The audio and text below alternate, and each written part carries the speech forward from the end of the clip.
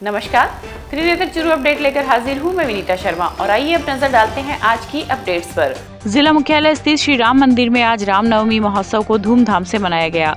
कार्यक्रम के आयोजक राजेश मंडावेवाला ने बताया कि आयोजन के तहत श्रद्धालुओं ने दोपहर को भगवान श्री राम एवं दुर्गा मां की पूजा अर्चना कर राम जन्मोत्सव को उत्साहपूर्वक मनाया। आरती के समय सीमा मंडावेवाला व ललिता मंडावेवाला ने शंखनाद व थाल बजाकर भगवान श्री राम का जन्मोत्सव मनाया। इस दौरान सभापति पायल सैनी ने कहा कि हमें भगवान श्री राम के संस्कारों पर चलना चाहिए, जिससे मानव के जीवन के कष्टों का निवारण होता है। इस अवसर पर प्रमोद मंडावेवाला, एडवोकेट आनंद बालान, अभिषेक चोटिया आदि उपस्थित रहे। राम मंदिर में 38वां रामनवमी महोत्सव भगवान श्री राम के जन्मोत्सव के उपलक्ष्य में बड़े उत्साह के साथ मनाया जा रहा है। आज दोपहर 12 बजे भगवान श्री रामचंद्र की जन्मोत्सव महाआरती हुई, जिसमें काफ़ी संख्या में नर नारी उपस्थित थे। सायंकाल भगवान श्री राम के चरित्र पर भव्य झांकियों का आयोजन किया गया है। उस झांकी में भगवान श्री राम के दर्शनों के हेतु चूरू का जन सैलाब उमड़ पड़ा है एवं सबने अपनी मनोकामनाएं भगवान से मांगी है और बच्चे मेले का आनंद लेते हुए अपने घर पधारे। प्रसाद वितरण किया गया। सभी व्यवस्था में सभी सेवक लगे हुए, निरंकारी मंडल और पुलिस वालों की व्यवस्था भी काफ़ी अच्छी रही। सभी का आभार। कौन सी झांकियाँ है वो रहेगी? झांकियाँ श्री राम जन्मोत्सव की है, महालक्ष्मी, सरस्वती, दुर्गा देवी है और बाल श्री राम हनुमान भक्त दरबार आदि अनेक झांकियाँ आयोजित की गई है। बजरंग दल राजल देसर द्वारा श्री राजल देसर गौशाला स्थित बाजोरिया सत्संग हॉल में चल रही राम कथा के 9वें दिन आज आचार्य गंगाधर शास्त्री ने भगवान राम की लीलाओं का वर्णन किया। जिला संयोजक हेमंत बजरंगी ने बताया कि देश में धर्म के लिए संकल्पित 9 दिन तक राम कथा का आयोजन किया गया है, जिसमें सैकड़ों की संख्या में श्रोता उपस्थित हुए। मेरा जय श्री राम। चैत्र नवरात्रि व हिंदू नववर्ष के उपलक्ष्य में विश्व हिंदू परिषद बजरंग दल द्वारा राजलेश्वर गौशाला के बाजोरिया सत्संग भवन में राम कथा का आयोजन किया गया, जिसका श्रेय ग्राम के सभी ग्रामवासियों, भामाशाहों और हिंदुत्व के प्रति समर्पित लोगों को जाता है, जिन्होंने अपना समय, तन, मन, धन देकर इस कार्यक्रम को बहुत सफल बनाया। आज रामनवमी के उपलक्ष्य में हवन का आयोजन रखा गया है, जिसका उद्देश्य चैत्र नवरात्रि के इस कार्यक्रम का उद्देश्य विश्व शांति, भारत में शांति बनी रहे, समृद्धि बनी रहे, स्वस्थ रहें, आनंदचित रहें, यही इस कथा को करवाने का उद्देश्य रहा है। आप सभी से मेरा निवेदन है कि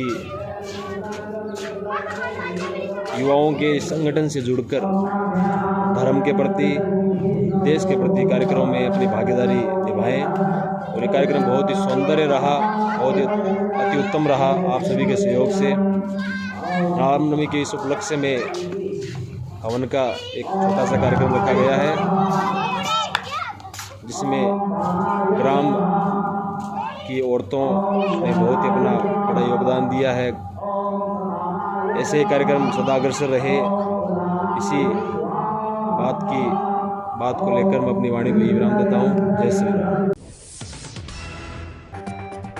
चूरू के भालेरी रोड स्थित गौ सेवा शिविर गौशाला समिति में आज रामनवमी के शुभ अवसर पर भामाशाहों द्वारा सहायता प्रदान की गई। इस दौरान रुक्मणी देवी गोयनका की तरफ से 3 कक्षमय बरामदा तथा 1 पानी का कुंड, धनराज सोनी जयपुर की तरफ से 1 कक्षमय बरामदा, 3 बीघा भूमि, चुग्गा घर तथा 1 नलकूप का उद्घाटन तथा पूर्णमल पवार की तरफ से 1 पानी का नलकूप, में टिन शेड, बनवारी लाल सोती कोलकाता की तरफ से पिकअप कैंपर का उद्घाटन आज राजेंद्र सिंह राठौर, राम सिंह कसवा व गोविंद वृंदावन के द्वारा किया गया।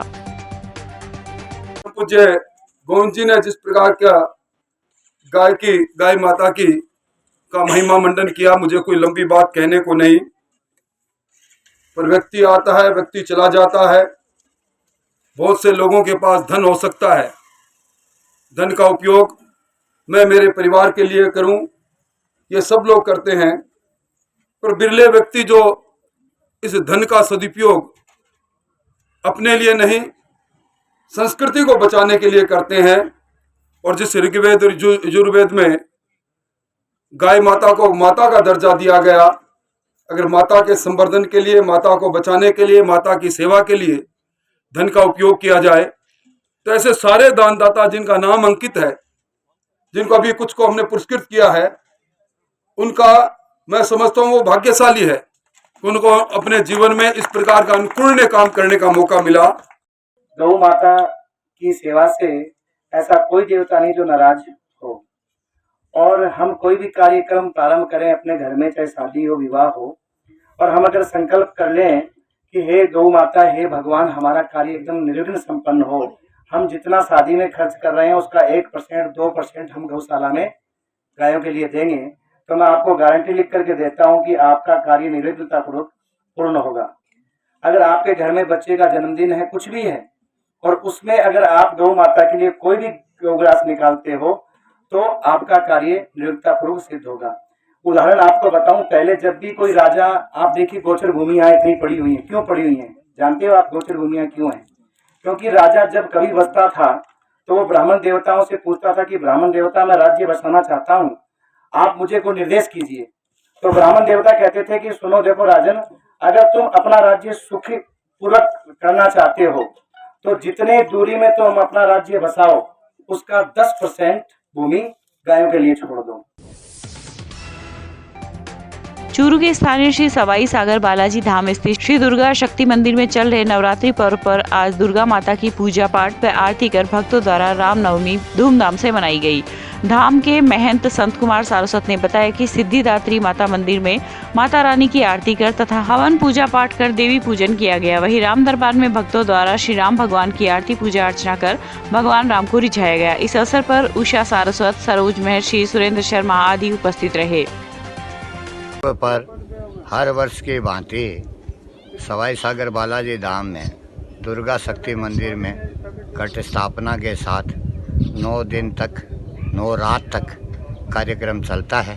रात को हवन कुंड होने के बाद में, हवन होने के बाद में सुबह कल देवियों को प्रसाद दिया जाएगा, क्योंकि हम लोग पूरी रात निकाल के और भोजन कराते हैं देवियों को, इसलिए कल रात को भैरव का प्रसाद होगा। और अभी आज रामनवमी का पर्व है, उस पर्व पे भी राम दरबार सजा हुआ है और राम दरबार की अभी आरती होगी। और यहाँ जोते भी मंदिर है, 6 मंदिर है, मंगल भैरव का मंदिर है, वहाँ भी पूजा पाठ होती है। अब भगत लोग हैं, भक्तों के सहयोग से, और यहाँ ये कार्यक्रम चलते रहते हैं। जबकि ये 8 मुक्ति धामों के मध्य ये जगह है, फिर भी लोग बाग है, आस्था के प्रेमी हैं, वो इसमें बढ़ चढ़ कर हिस्सा लेते हैं। नव संवत्सर के साथ शुरू हुए चैत्र नवरात्रि का आज समापन हुआ। इस दौरान मां अम्बे के मंदिरों में श्रद्धालुओं की भीड़ देखने को मिली तथा सामूहिक पूजा अर्चना का आयोजन भी किया गया।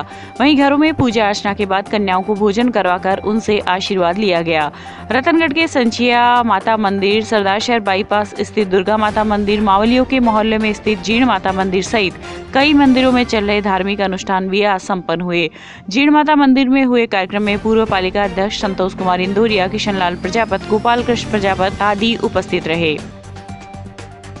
नवरात्रि के दिन से हमारा नववर्ष शुरू हो जाता है। इस दिन माँ अम्बे की पूजा अर्चना की जाती है और माँ के विभिन्न रूपों की पूजा के बाद उपवास और अनुष्ठान भी करते हैं घरों में। और इसके बाद अंतिम आज रामनवमी के दिन 9 कन्याओं का पूजन किया और उसके बाद कन्याओं को भोजन कराया गया और फिर बड़े हर्ष और उल्लास के बाद रामनवमी का पर्व मनाया गया।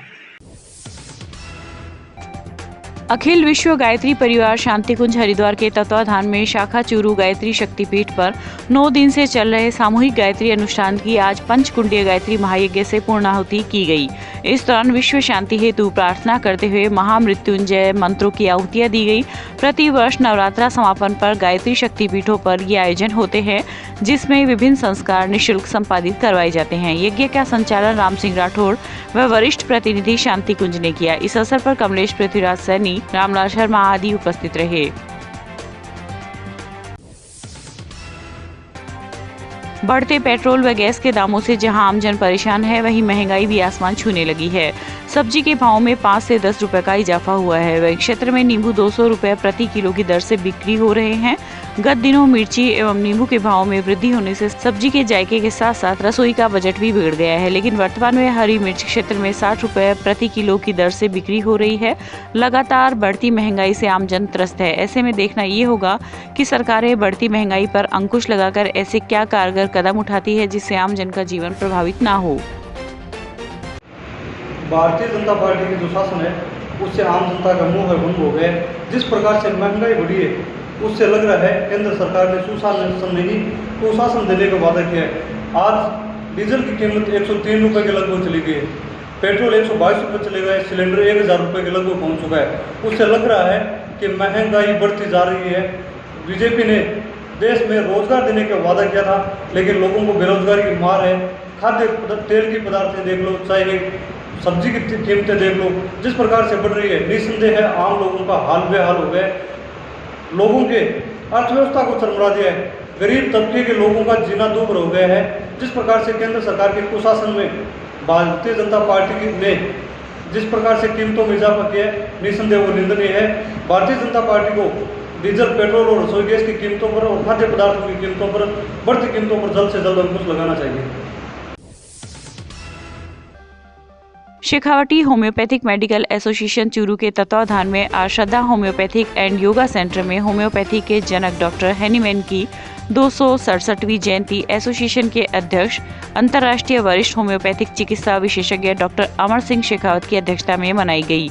इस दौरान उपस्थित होम्योपैथ्स ने डॉक्टर हैनीमैन के चित्र के समक्ष दीप प्रज्वलन कर पुष्पांजलि अर्पित की। समारोह में एसोसिएशन के उपाध्यक्ष डॉक्टर BL गौड़ ने बताया कि डॉक्टर हैनीमैन ने गरीबी से संघर्ष करते हुए होम्योपैथी का आविष्कार करके दुनिया को एक नई राह दिखाई। आज होम्योपैथी को करीब 200 देशों में सरकारी मान्यता मिली हुई है। इस अवसर पर एसोसिएशन के अध्यक्ष doctor Amar Singh Shekhawat, doctor D दास, डॉक्टर कौशल आदि उपस्थित रहे।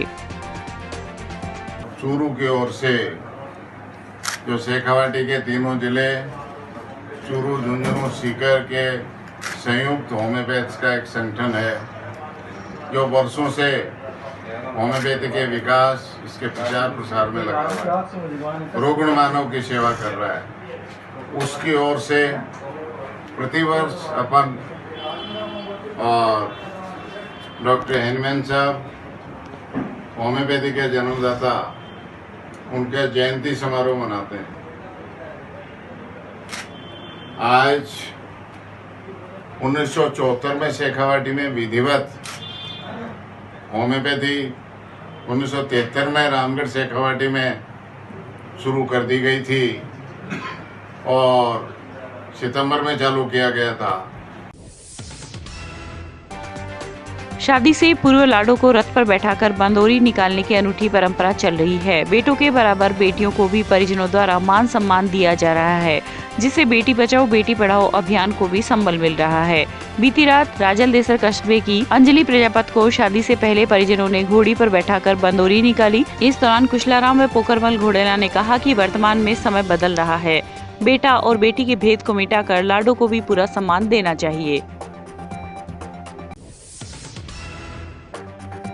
रतनगढ़ के नेशनल हाईवे 11 पर जयपुर ओवरब्रिज के पास ओवरटेक करते समय कार व ट्रक की भिड़ंत हो गई। गनीमत यह रही कि घटना में किसी भी प्रकार की जनहानि नहीं हुई, नहीं तो बड़ा हादसा हो सकता था। सूचना पर पुलिस मौके पर पहुंची तथा घटना की जानकारी ली। प्राप्त जानकारी के अनुसार कानुता से चालक अपने ट्रक में बाजरी भरकर श्री डूंगरगढ़ जा रहा था कि नेशनल हाईवे 11 पर जयपुर ओवरब्रिज के पास पीछे से आ रही कार से ओवरटेक के दौरान भिड़ंत हो गई। वहीं कार सवार एक व्यक्ति जयपुर से सरदार शहर अपनी बेटी के साथ जा रहा था। ये था आज का चूरू अपडेट। कल फिर हाजिर होंगे नई अपडेट के साथ। अब दीजिए इजाजत। नमस्कार।